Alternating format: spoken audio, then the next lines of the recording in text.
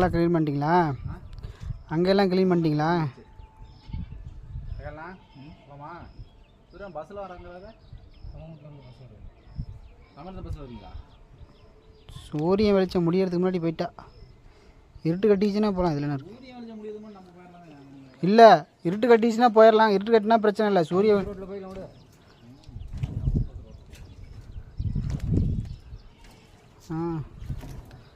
அப்படி தாங்க போகணுங்க.